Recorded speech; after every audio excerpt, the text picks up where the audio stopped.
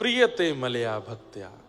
ध्रुव जी महाराज को 4 महीने के भजन से ठाकुर जी मिल गए, तो कई संतों ने तो कमंडल फेंक दिए, बोले हम यहां 1000 साल से बैठे, हम बाबड़े हैं, 100 साल हो गए, हम अपना घर बार छोड़ के बैठे हैं, हमको नहीं मिले। और वो राजा का बेटा, उसको 4 महीने में मिल गए ठाकुर जी। तब नारद जी महाराज प्रकट हो गए, और प्रकट होकर के नारद जी ने एक कथा सुनाई। बोले 2 भक्त एक साथ गए भजन करने के लिए। मैंने ठाकुर जी से कहा 2 भक्त एक साथ आए हैं, आप कब कब किसको मिलने वाले हो बताओ। बोले एक भक्त से जाके कहो उसके वृक्ष में जितने पत्ते हैं मैं उतने दिन में आऊंगा।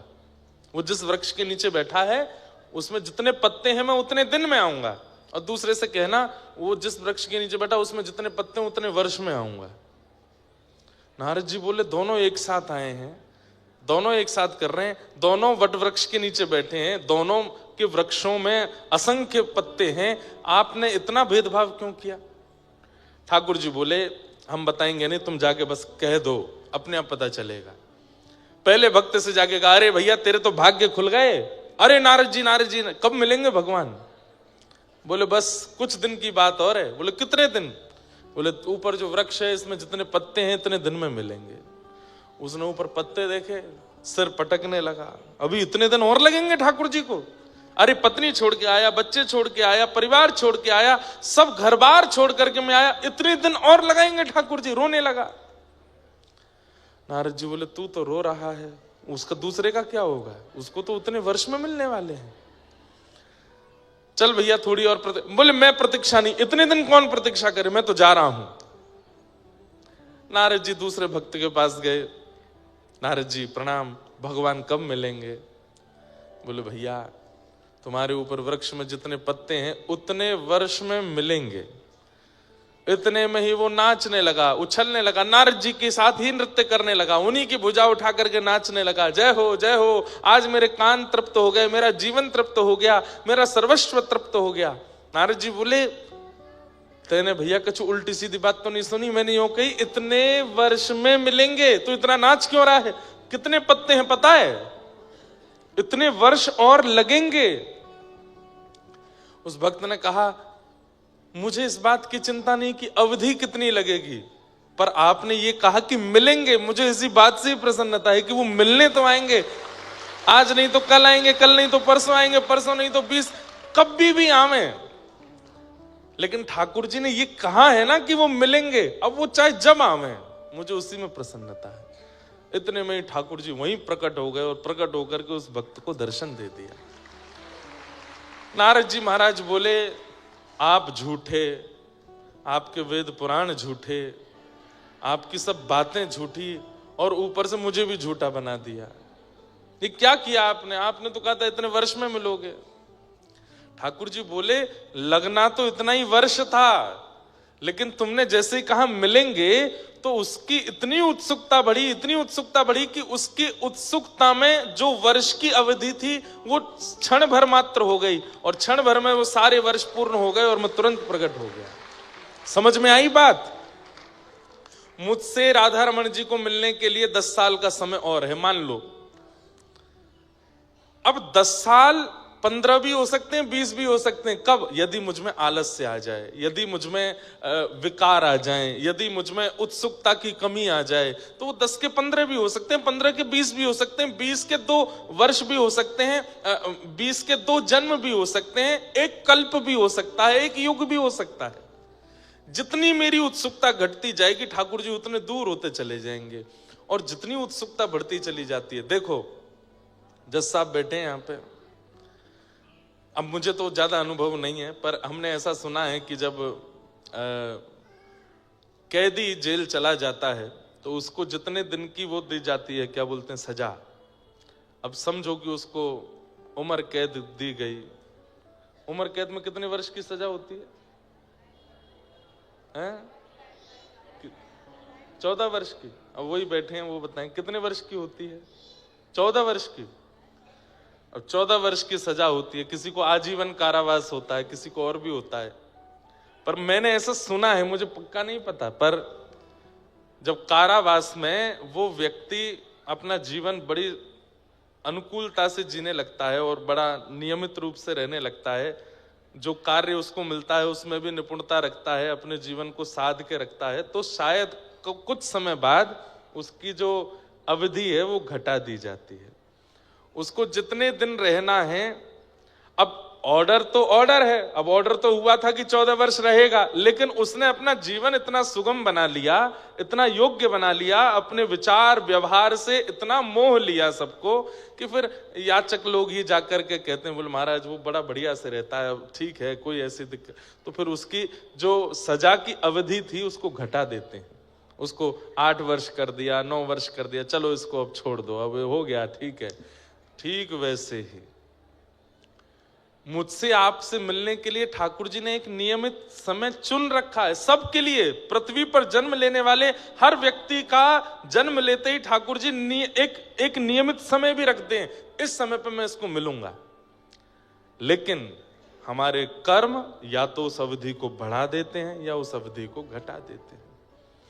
वो बढ़ते ही जा रहे हैं, हमारे घट नहीं रहे मेरे और आपके, क्योंकि हमारे कर्म, विचार, व्यवहार, स्वभाव पवित्र ही नहीं है। संसार एक कारावास है, हम आप सब लोग यहाँ नियमित रूप से रह रहे हैं। कारावास के भी नियम होते हैं, यहाँ के भी नियम बनाए गए, पर उन नियमों से विपरीत चल करके जब हम इस कारावास रूपी संसार में रहते हैं तो क्या होता है, जब नियम का उल्लंघन करता है तो और ज्यादा अवधि बढ़ा देते हैं, और 5 साल रखो इसको यहीं पे, और इतने दिन तक इसको यहीं रहना है। तो ठीक उसी प्रकार भैया उत्सुकता जिसमें अधिक होती है उसको ठाकुर जी मिलते हैं। तो आप लोग, जब मैं यहां बैठता हूं, अब देखो महाराज जी 29 में आपने कही कि कथा सुनाने आना है, मैंने भी कहा मैं जरूर आऊंगा। 7 दिसंबर से कब तक? 13 दिसंबर। पर मेरी इच्छा है कि मैं अगली बार श्री हनुमंत लाल जी के चरणों में 7 दिवस की राम कथा सुनाऊं इस बार। और दूसरी बात, महाराज जी मेरे से मिले जब पहली बार तो बोले कि महाराज जी हमारे नैमिषारण्य में लोग नहीं आते, हमारे नैमिषारण्य में बहुत कम भीड़ होती है, ये होता है वो होता है। देखो महाराज जी पीछे आपकी जाली खुलवा दो तो बैठ जाएंगे लोग, बेचारे खड़े हैं वहां पे, उन लोगों को कहाँ बैठवाएं। तो जब राम कथा अगली बार हो तो एक यहाँ पर भी पंडाल बनवा दीजिएगा, और थोड़ी सी कुछ चेंजेस होंगे ताकि लोग बाग बैठ करके कथा सुन सकें। अब हम धीरे धीरे साल में 1 या 2 राम कथा भी करते हैं। मुझे राम कथा बहुत प्रिय लगती है। श्रीमद् भागवत जी तो हम सुनाते ही हैं, पर मन में भाव आता है कि प्रभु श्री रघुनाथ जी का चरित्र कहें, कितना सुंदर लगता है, कितना आनंद आता है कहने में। और एक बात कहूं आपसे, ब्रजवासी के मुख से भागवत कथा सुनना ये तो अच्छी बात है। भागवत ब्रजवासी जब ब्रज लीला कहता है तो ऐसा लगता है ठाकुर जी प्रत्यक्ष प्रकट हो गए हैं सामने। पर वही ब्रजवासी जब अयोध्या वाले श्री राम जी का चरित्र सुनाता है ना, तो रघुनाथ जी भी आनंदित हो जाते हैं, रघुनाथ जी भी प्रसन्न होते हैं। और श्री हनुमान जी जो हैं ये तो प्रभु चरित्र सुनवे के रसिया हैं। जब अलग अलग वक्ता इनको राम कथा सुनाते हैं तो इनको भी प्रसन्नता होती है। लेकिन कोई राम कथा, अवधी भाषा की राम कथा, और कोई ब्रजवासी सुनावे ब्रज भाषा में कितना अच्छा लगेगा है। प्रभु श्री राम लक्ष्मण जी तो बोले अरे तो मेरी चिंता ना है न कहूं अभी ब्रज भाषा राम जी बोले, कितने अद्भुत लगेंगे। शुद्ध हिंदी में बोलते हैं राम जी तो, लेकिन वो ब्रजवासी अगर उस भाव को सुनावे तो कितना आनंद आवे। तो इसलिए हम जहां जहां हमारी क्या बोलते हैं उसको, दोबारा कथाएं होती हैं, वहां हम या तो भक्तमाल जी सुनाते हैं या राम कथा सुनाते हैं। तो मन में भाव है कि 2029 में जब पुनः नैमिषारण्य आएंगे हनुमान जी के चरणों में, तब राम कथा सुनाएंगे और आनंद आएगा। बढ़िया तगड़ो जाड़ो पड़ेगो महाराज हैं, खूब जोर को जाड़ो पड़ रहा होगो, कोहरा हेरो होगो सुबेरे सुबेरे, और हम आप सब लोग सुबह सुबह कड़कड़ाते हुए आएंगे। कथा सुबह ही करूंगा हाँ, दोपहर में नहीं, सुबह कथा करेंगे, फिर पूरे दिन हम अध्ययन करेंगे। भाई राम कथा तो पढ़नी पड़ती है, खूब आनंद सुख मिलता है। अभी तक हमने राम कथा में जो भी सत्र किए हैं वो भी विषय लेकर के किए हैं। जैसे एक बार राम कथा सोमनाथ में की थी, तो वहां 9 दिन तक 9 पात्रों के विषय में कुछ कहा था, रामायण के 9 पात्रों को लेकर के कुछ कहा था।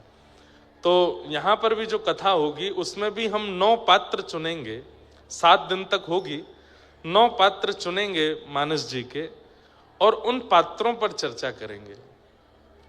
उनमें से 7 तो होंगे सुपात्र और 2 होंगे कुपात्र। तो 7 सुपात्र तो चुने ही लेंगे सब। अब उसमें लक्ष्मण जी भी हैं, भरत जी भी हैं। राघव जी की लीला नहीं सुननी है, भक्तों के, उनके जो आसपास के हैं उनकी लीला सुननी है। राम जी का तो अपने आप यश हो जाता है, तो भरत जी का चरित्र सुनेंगे, लक्ष्मण जी का सुनेंगे, सीता जी का सुनेंगे, भरत जी की पत्नी, लक्ष्मण जी की पत्नी, शत्रुघ्न जी की पत्नी। शत्रुघ्न जी का चरित्र बहुत सुंदर है, जो कि सबसे कह दें गोपनीय पात्र हैं राम मानस जी के, और उनका चरित्र सुनेंगे। तो 7 सुपात्र और 2 कुपात्र। 2 कुपात्र कौन कौन होंगे? एक होगी मंथरा और दूसरे होंगे शूर्पणखा या रावण, जो भी मन में भाव है। तो 2 कुपात्र 7 सुपात्र, उन पर फिर वहां 7 दिन की चर्चा करेंगे। अद्भुत आनंद आवेगा। अभी बहुत समय है। अभी कौन सा चल रहा है? 2026, 27 पूरा नहीं, अभी तो 26 ही पूरा, फिर 27 पूरा, फिर 28 पूरा, फिर 29 पूरा, तब जाकर के नैमिषारण्य में कथा होएगी और आनंद आएगा। हमारे नंदू भैया कह रहे हैं कि हम भी, आप अभी महाराज खूब आनंद, आपको बहुत कुछ देना है समाज को, संसार को। वैसे भी आपने बहुत कुछ अर्पित किया है और आपके संरक्षण में ही होगी कथा, खूब आनंद से होगी। बिल्कुल आप निश्चिंत रहा करें, कोई चिंता का ऐसा भाव नहीं है। ठाकुर जी सब मंगलमय करेंगे। तो इस प्रकार की सब बातें हैं, सब भाव हैं। पुनः आएंगे। कल महाराज जी के पास हम बैठे, इतने दिन हो गए हमें आए हुए, हम मिले ही नहीं पाए महाराज जी से। कल महाराज जी के संग बैठे, पूरे परिवार के संग खूब देर बैठे, खूब चर्चा हुई। और कल अनुभव हुआ कि नहीं, जैसे हनुमान जी महाराज उग्र दिखते हैं, वीर दिखते हैं, हमारे बजरंग दास जी भी खूब ऐसे दिखते हैं, धाकड़ से को उठा के फेंक देंगे किसी को। लेकिन वास्तव में जैसे हनुमान जी अति कोमल हैं हृदय से, ऐसे हमारे महेंद्र जी भी बड़े कोमल हैं अंदर से, खूब।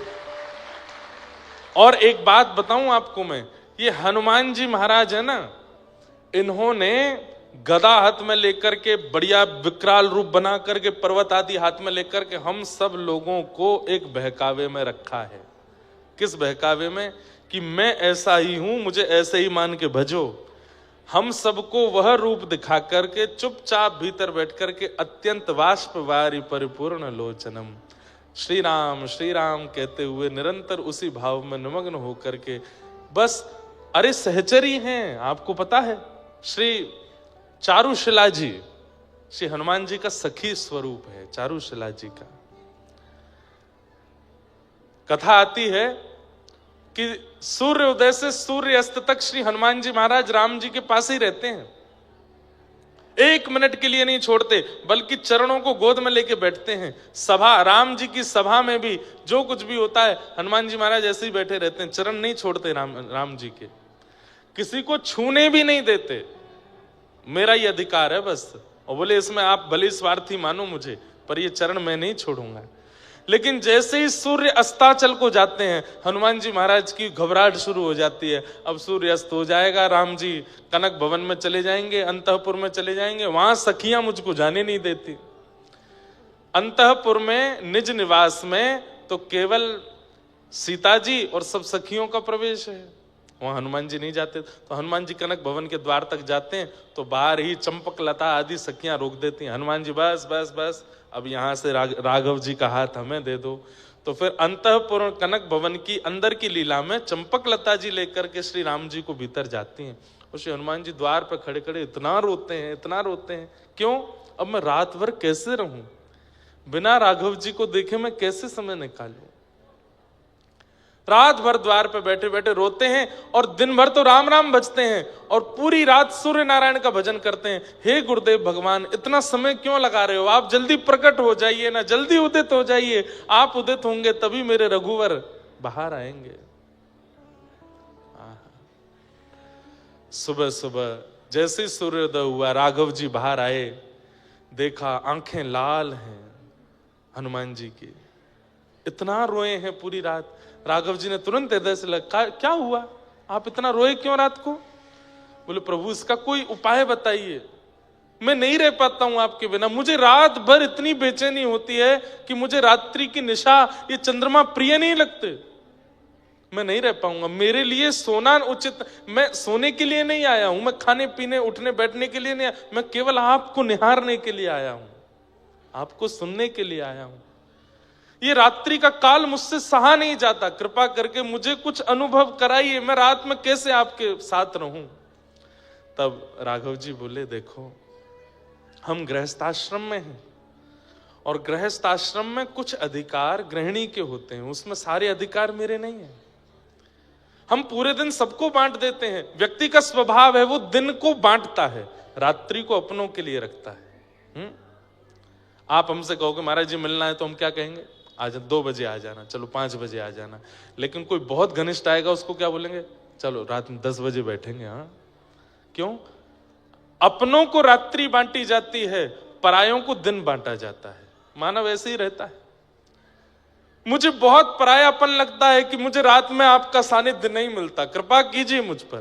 तो हनुमान राम जी बोले, कुछ अधिकार गृहिणी के होते हैं, तुम सीता जी से कहना, मैं उसमें कुछ नहीं कह पाऊंगा। हनुमान जी द्वार पर ही बैठे रहे, चंपक लता आदि सखियां आई, बोले क्या बात है? बोले मुझे मैया से मिलना है, मैया को बोलो मैं बैठा हूं बाहर। सीता जी से कहा, बोले लेके आओ भीतर। तुरंत हनुमान जी गए, इतना रोए चरणों में, बोले मुझ पर कृपा करो, अनुग्रह करो, मैं कैसे रहूं अपने राघव जी के साथ। सीता जी बोली, देखो पूरा दिन तो हमने तुमको दे रखा है, राम जी पूरे दिन दिखते भी नहीं हमको, पर कम से कम रात में तो इतना ध्यान रखो, हम गृहिणी हैं और ये अंतःपुर है, यहां पर सबका प्रवेश नहीं। हनुमान जी बोले, मैं तप करने चला जाऊं। बोले क्या करोगे तप में? बोले तप में वरदान मांगूंगा कि मैं भी सखी बन जाऊं, ताकि मुझे भी अंतःपुर मिले। बोले ये सब करने की आवश्यकता नहीं, तुम बढ़िया रहो प्रेम से। तब जैसे हनुमान जी बाहर आने लगे, सीता जी ने तो मना कर दिया, तो चंपक लता सखी ने हनुमान जी से कहा, सुनो आप सरजू जी के पास जाओ, इस अयोध्या नगरी की प्रथम सहचरी सरजू जी हैं, यदि वो अनुग्रह कर देंगी तो कृपा हो जाएगी। और श्री हनुमान जी महाराज इतनी विरह वेदना में सरजू जी के तट पर बैठे हैं कि जैसे ही हनुमान जी का अश्रुबिंद प्रकट होकर के ठोड़ी पर एक बिंदु बना और जैसे ही टपक करके श्री सरजू जी में गिरा, सरजू जी का जल उष्ण हो गया, गर्म हो गया, भाप उठने लगा। तुरंत सरजू जी प्रकट हो गई और प्रकट होकर के कहा, हे यमलोक के राजा यमराज, इतनी वेदना, इतनी पीड़ा क्या कभी किसी को यमलोक में होती है? जितनी वेदना, जितनी पीड़ा में ये एक अश्रुबिंद है। यमराज कहते हैं, इतनी वेदना तो यमलोक में भी किसी को नहीं होती। कौन है इतनी वेदना में? तब देखा तो तट पर श्री हनुमान जी बैठे हैं, कितनी वेदना है उनको राघव जी के दर्शन की। सरजू जी गई और जाकर, क्या बात है हनुमान? बोले मुझे सखी बनाओ, मुझे सहचरी बनाओ, मुझे अब ये पुरुष वेश में नहीं रहना, मुझे ये बानर वेश में नहीं रहना, मुझे सखी बनाओ, मुझे अंतःपुर में रहना है, राघव जी के संग रहना है। और ऐसी कृपा कर दो, दिन में मैं हनुमान बन के रहूं, रात्रि में मैं सखी हो जाऊं। और श्री सरजू जी ने कृपा करके वीणा प्रदान की श्री हनुमान जी को, और संध्या होते ही आशीर्वाद दिया कि संध्या होते ही आप चारुशिला सखी के रूप में प्रकट हो जाओगे और अंतःपुर में श्री राघव जी की सेवा करोगे।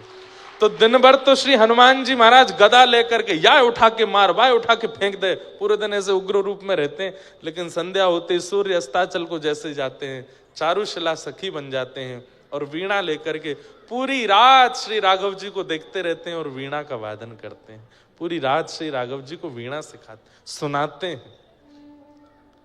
हमारे महंत जी कह रहे, बोले महाराज जी कभी कभी रात्रि में मैंने पूछा, मैंने कहा इतने अद्भुत हनुमान जी हैं, ऐसा हो नहीं सकता कि यहाँ कोई अनुभव ना होता हो। और मैं जो सुनना चाह रहा था वो मैंने सुन लिया।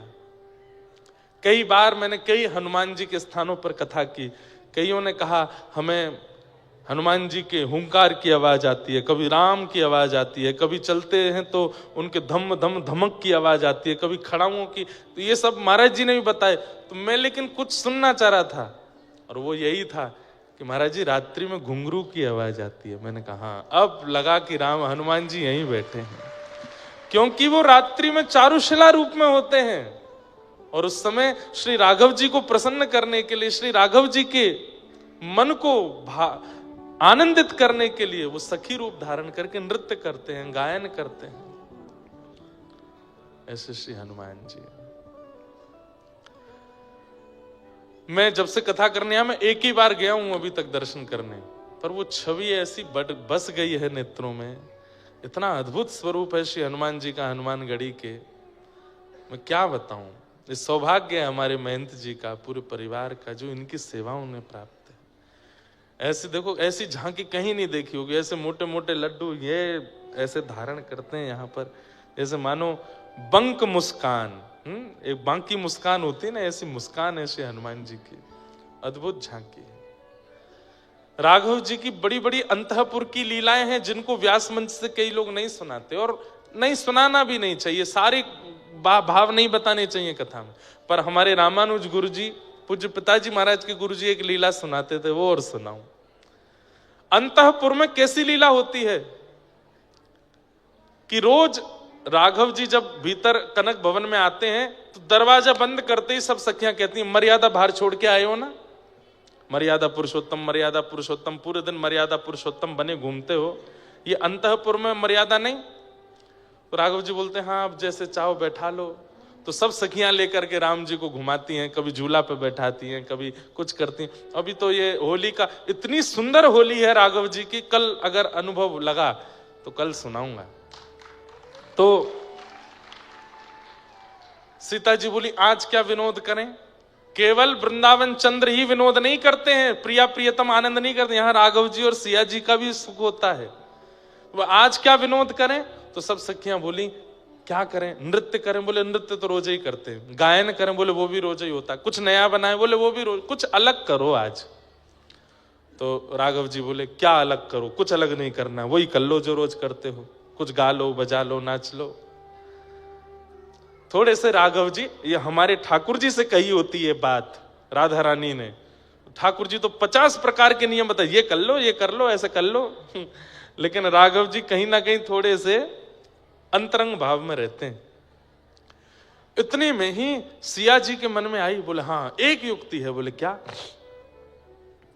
आज आप लहंगा पहनो, चुनरी पहनो, आंखन में काजल लगाओ, होठन पे लालिमा लगाओ, गले में गहने पहनो, सारे केस खोल करके यहाँ सिंदूर डालो और हमारा रूप बना के हमारा अभिनय आप करो और हमें लाओ धनुष बाण दो, अपनी पीतांबरी दो, सिर पर मुकुट धारण कराओ, हम केस खोल करके आज हम राघव जी का अभिनय करेंगे और आप सीता जी का।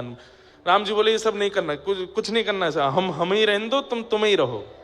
सीता जी बोली करना पड़ेगा, ये अंतःपुर है, ये आपकी सभा नहीं है कि वहां सभा में जाकर के आपकी बात मानी जाएगी। ये कनक भवन है, यहाँ हमारी बात मानी जाएगी। राघव जी बोले तो ये क्या तरीका है कि हम कुंडल उंडल पहन करके, आंखन में काजल लगा के, लहंगा बढ़िया पहन के घूमे। बोले कोई बात नहीं, एक विनोद होगा, सखियों को सुख मिलेगा। दूर खड़े चारुशिला जी के रूप में हनुमान जी बड़े प्रसन्न, बोले आज आनंद आएगा, करवा। राम जी अंत में बेचारे हार गए, बोले कि ठीक है, कहाँ हैं, दीजिए अपने वस्त्र। सीता जी ने अपने संपूर्ण वस्त्र श्रृंगार सब दिया। बोले मैं करूं श्रृंगार। बोले नहीं नहीं, आप भीतर नहीं आओगी, मैं खुद कर लूंगा। चारुशिला जी बोली मुझे दे दीजिए अधिकार। हनुमान जी वो राघव जी को लेकर के भीतर गए, लहंगा पहनाया, ऊपर चुनरी ओढ़ाई, आंखन में काजल लगायो। बार बार हनुमान जी के नेत्र सजल हो जाते हैं कि ये सुख तो है जो मुझे बाहर नहीं मिल रहा था, वो अब अंतःपुर में मिल रहा है। और वहां चंपक लता सखी लेकर के गई हैं श्री सिया जी को, और वहां राघव जी का रूप, आहा नव कंज लोचन कंज मुख कर कंज पद कंजारुण। अद्भुत रूप धारण किया। अब आज कैसा दर्शन हो रहा है? बोले राम जी हो गए गोरे गोरे और सीता जी हो गई हैं सांवली सी। क्यों? श्री राघव जी सीता जी के रूप में और सीता जी श्री राम जी के रूप में। जैसे ही राम जी के रूप में सीता जी निकल करके आई, सब सखियां देख करके आहा बलैया लेने लगी, कितने सुंदर लग रहे हैं, कितने सुंदर लग रहे हैं, तरण तोड़ने लगी, राई नौन करने लगी, इतने सुंदर लग रहे हैं, आज गोरे राम हुए हैं। अब सब प्रतीक्षा कर रहे हैं सिया जी कब आवेंगे। आहा, तभी नूपुरों की छम छम छम आवाज आने लगी। आहा, जैसे ही सिया जी के रूप में श्री राघव जी आए, सखीन की तो दूर की बात, राम रूप में श्री सीता जी ही मूर्छित हो गई देख करके। इतने सुंदर लग रहे हैं, इतने मनमोहक लग रहे हैं। जैसे तैसे होश में आई, होश में आकर के बोली सुनिए एक काम। बोले क्या? आज से जब तक पृथ्वी पर हम हैं कनक भवन के अंदर आप ऐसे ही रहोगे, अब हमें ऐसे ही देखना है। राम जी बोले ये सब नहीं चलेगा, हमें आज बना लिया है पर कल से। वो कितने सुंदर लग रहे हैं। सखियों से कहा तुम सब जाओ, ये रूप देखूंगी तो केवल अकेली मैं। इतने सुंदर राम जी लग रहे हैं। सीता जी कभी बलैया लेती हैं, कभी आंखों का काजल लगाती हैं राम जी को, कभी राई नौन करती हैं, आरती उतारती हैं। इतने सुंदर लग रहे हैं श्री राघव जी। लेकिन एक विडंबना, क्या? वशिष्ठ मुनि जो यदुकुल के रघुकुल के आचार्य हैं, वो पूरे दिन तो गुरु रूप में रहते हैं, लेकिन वो जानते हैं कि राघव जी साक्षात भगवान हैं, सीता जी साक्षात लक्ष्मी हैं। तो पूरे दिन तो वो गुरु रूप में रहते हैं, आशीर्वाद देते रहते हैं राम जी को। लेकिन संध्या होते ही वो सरजू जी के तट पर अपनी कुटिया में जाते हैं और तुरंत गुरु रूप त्याग करके एक साधक बन जाते हैं और श्री राघव जी के चरणों में बारंबार प्रणाम कर मानसी सेवा करते हैं। राघव जी को चित्त में बुला के उनको प्रणाम करते हैं। लेकिन हैं भी तो वशिष्ठ मुनि। अब वशिष्ठ मुनि जैसे ही सरजू जी के तट पर बैठे, नेत्र बंद करके हृदय में राघव जी को प्रणाम करने के लिए जैसे ही उनका आवाहन किया, तो क्या देखते हैं? राम जी तो गोरे गोरे दिख रहे हैं और सीता जी सांवली सी दिख रही हैं। वशिष्ठ मुनि बोले ये क्या हो रहा है चित्त में? ये राम जी गोरे कैसे हो गए? ये श्याम वर्ण के ठाकुर जी गोरे क्यों दिख रहे हैं? तुरंत सरजू जी में स्नान किया, स्नान करके फिर से माला आदि करके फिर से नेत्र बंद करके जैसे ही मानसी में बैठे, सिंहासन पर गोरे राम जी बैठे हैं, बगल में चुनरी ओढ़ के घूंघट करके सांवली सीता जी बैठी हैं। बोले ये क्या हो रहा है? कहीं ऐसा तो नहीं, ये कोई संकेत है? कहीं मेरे शिष्य राम कहीं संकट में तो नहीं है? तुरंत कमंडल उठाया, पहुंच गए कनक भवन। अच्छा, गुरु जी को कोई रोक टोक नहीं है कनक भवन में जाने से, इनको कोई नहीं रोक सकता। रात्रि अर्धरात्रि का समय, तुरंत द्वार पर जाकर के सहचरियों को तुरंत दरवाजा खोलो, गुरु वशिष्ठ खड़े हैं द्वार पे। अब सखी बोली भीतर तो सब डामाडोल चल रहा है माहौल, ये गुरु जी रात में क्यों आ गए? एक सखी ने दूसरी को, दूसरी ने तीसरी को, ऐसे करके अंतःपुर खबर पहुंचवाई, राघव जी सावधान हो जाइए, गुरु वशिष्ठ आ रहे हैं। अब ये सुनकर के सीता जी राम जी के रूप में वो तो तुरंत उठ करके गई और तुरंत लहंगा आदि सब पहन करके आ गई। और राम जी के कभी केश में कुछ फंस गया, कभी कानन में कुछ फंस गया, कभी ये बोली ये क्या हो गया, गुरुजी आ गए द्वार पे, अब मैं जल्दी जल्दी वस्त्र कैसे उतारूं? सीता जी बोली जल्दी करो, गुरुजी आवे वारे हैं। अच्छा, गुरुजी प्रतीक्षा नहीं करते, उनके लिए तो द्वार खुलता है सीधे। राम जी जल्दी जल्दी दौड़ करके गए, जल्दी वस्त्र आदि अपने बदल करके, केश आदि सब बांध करके, आंखन को काजल वाजल सब बिल्कुल व्यवस्थित करके, जो भी मुख पर श्रृंगार था सब बिल्कुल हटा करके, मुंह धो धा करके आए करके तुरंत बैठे। इतने में द्वार खुला, गुरु वशिष्ठ आए। दोनों युगल ने प्रणाम किया, गुरुदेव प्रणाम। गुरु वशिष्ठ ने देखा सीता जी गोरी हैं, राम जी सांवले हैं, तो बोले फिर मेरे मन में इतना वो क्यों हो रहा था? राम जी बोले गुरुदेव बड़े संकोच में रहते हैं राम जी। बोले गुरुदेव कोई कार्य था? नहीं नहीं, कार्य तो कुछ नहीं था, बस कुछ था। आप दोनों ठीक हैं? बोले हाँ बिल्कुल ठीक है। कोई कष्ट तो नहीं है ना? मैं गुरु हूं, मुझे बता दीजिए। बोले नहीं गुरुदेव कोई कष्ट नहीं। अच्छा ठीक है, तो मैं चलूं फिर? प्रणाम, कल मिलते हैं सुबह। बोले हाँ गुरुदेव ठीक है। जैसे ही घूम करके जाने लगे वशिष्ठ जी फिर रुके, फिर दोबारा मुड़े, राम जी के थोड़े पास गए, यहां से केश हटा करके देखे तो बीच में मांग भरी पड़ी है। राघव ये क्या? अब तो राम जी पूरे ठंडे पड़ गए ऊपर से नीचे। नहीं गुरुदेव कुछ नहीं ऐसे। गुरुदेव वो आज वो हनुमान जी ने कुछ डाल दिया था, चारुशिला जी के रूप में हनुमान जी खड़े बोले, मैंने कब डाला?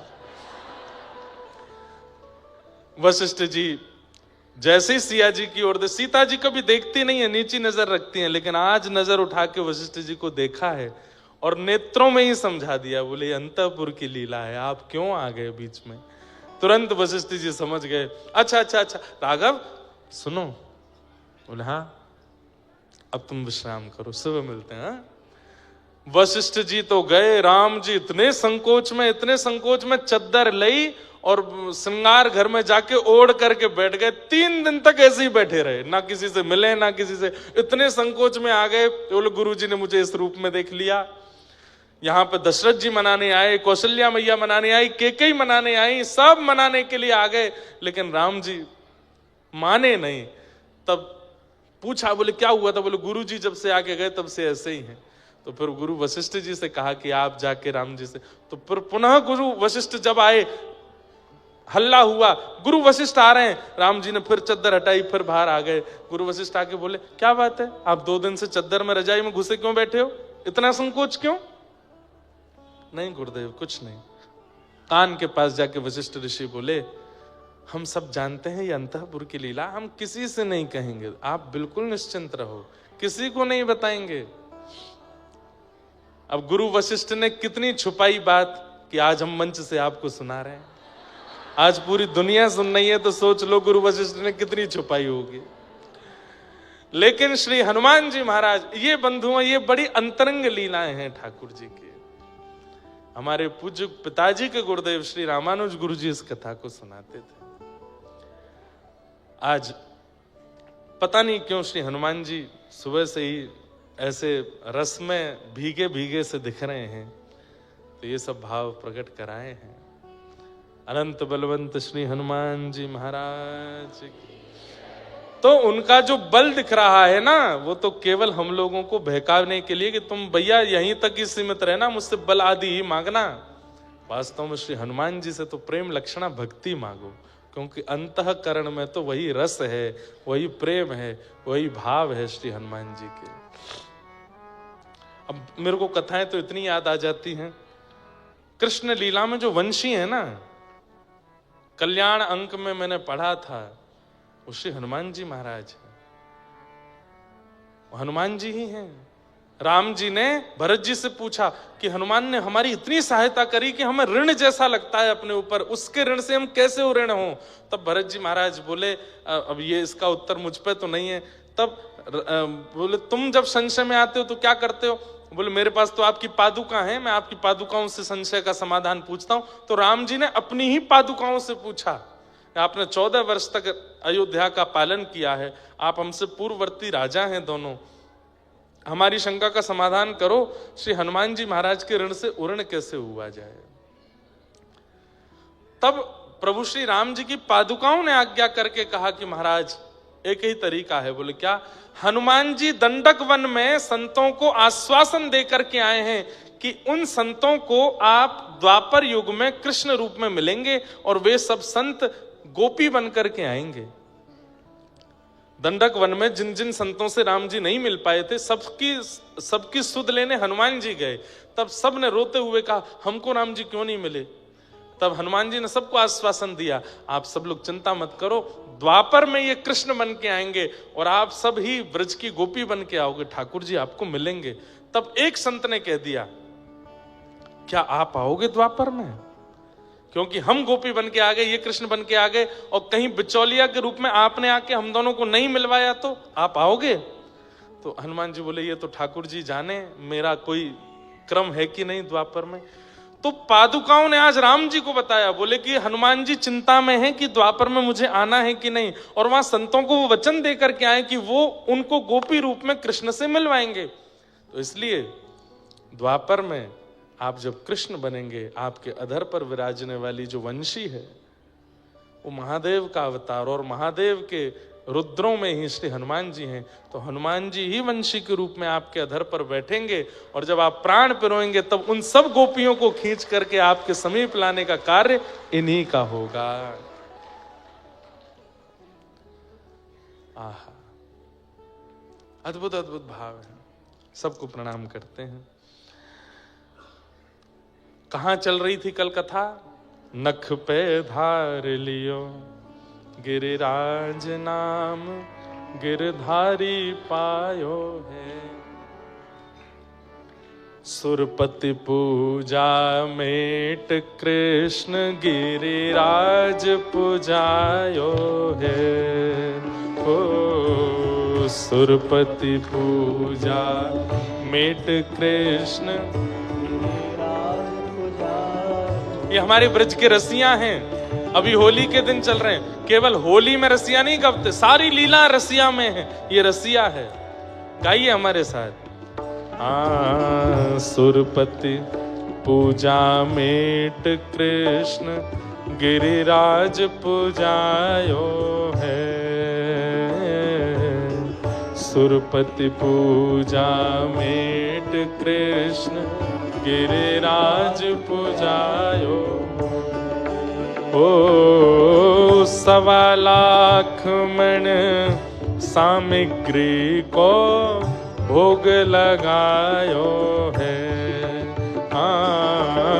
1.25 मण सामग्री को भोग लगायो। हे नख पे धार लियो गिरिराज नाम, गिरधारी पायो है। नख पे धार लियो गिरिराज नाम, गिरधारी पायो। हे नख पे धार लियो गिरिराज नाम, गिरधारी पायो है। नख पे धार लियो बल गिरिराज धरने की।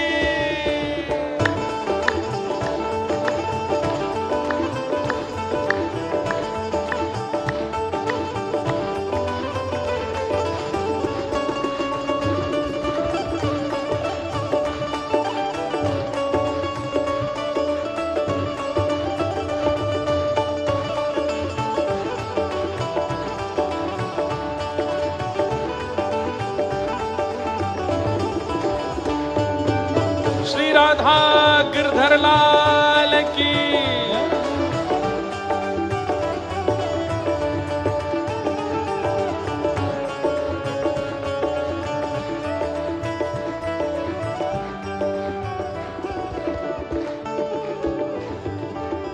पड़ी स्वर्ग में खबर, क्रोध सुरपति को आयो है। पड़ी स्वर्ग में खबर,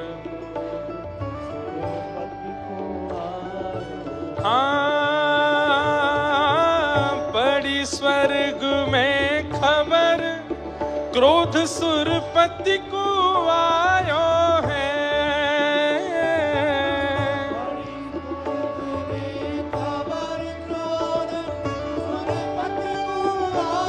तब इंद्र ने क्या किया? मूसलधार अपार बहुत पानी बरसायो है। मूसलधार अपार बहुत पानी बरसायो। मूसलधार अपार बहुत पानी बरसायो है।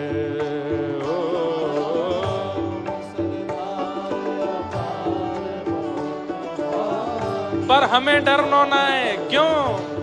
हे नख पे, नख पे, ओ नख पे धार लियो गिरिराज नाम, गिरधारी पायो है। नख पे धार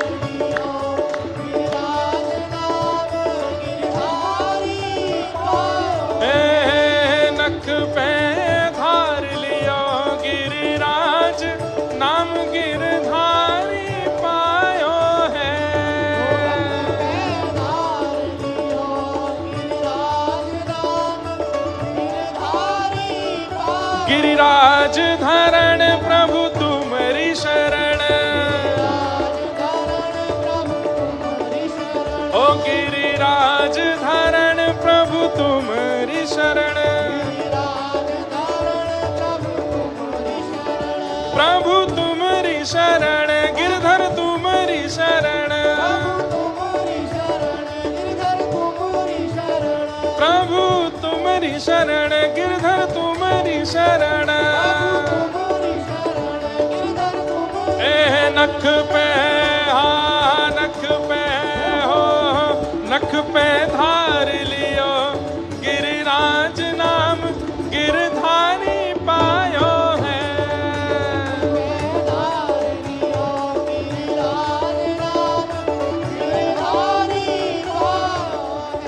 और पड़ी न ब्रज में बूंद, देख सुरपति घबरायो है। पड़ी न ब्रज में बूंद, देख सुरपति घबरायो। हाँ, पड़ी न ब्रज में बूंद, देख सुरपति घबरायो है।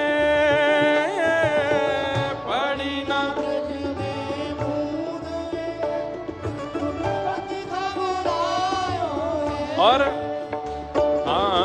ब्रजवासी सब कहें कृष्ण गिरिराज उठायो है। ब्रजवासी सब कहें,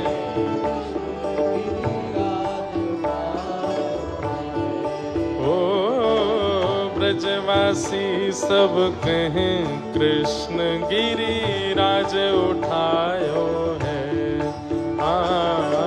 ब्रजवासी सब गाओ, हे नख पे ओ नख पे ओ नख पे धार लियो गिरिराज नाम, गिरधारी पायो है।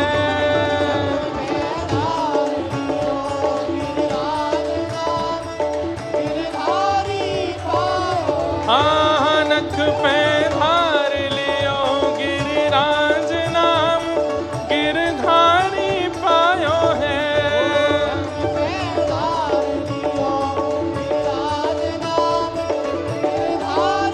ओ गिरिराज धारण प्रभु तुम्हारी शरण, ओ गिरिराज धारण प्रभु तुम्हारी शरण, प्रभु तुम्हारी शरण, प्रभु तुम्हारी शरण। हे गिरधर तुम्हारी शरण, गिरधर तुम्हारी शरण। हे नख पे नख पे हो, नख पे धार लियो गिरिराज नाम, गिरधारी पायो है। नख पे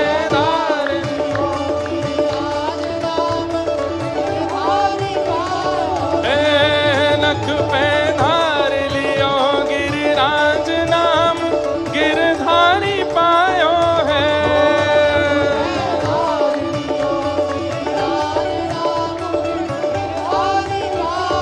हाँ, नख पे धार लियो गिरिराज नाम, गिरधारी पायो है।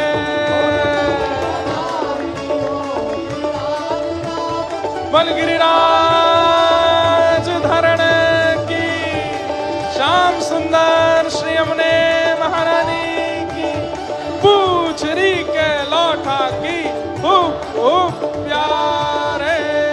क्या बात है बंसी वारे, शाबाश।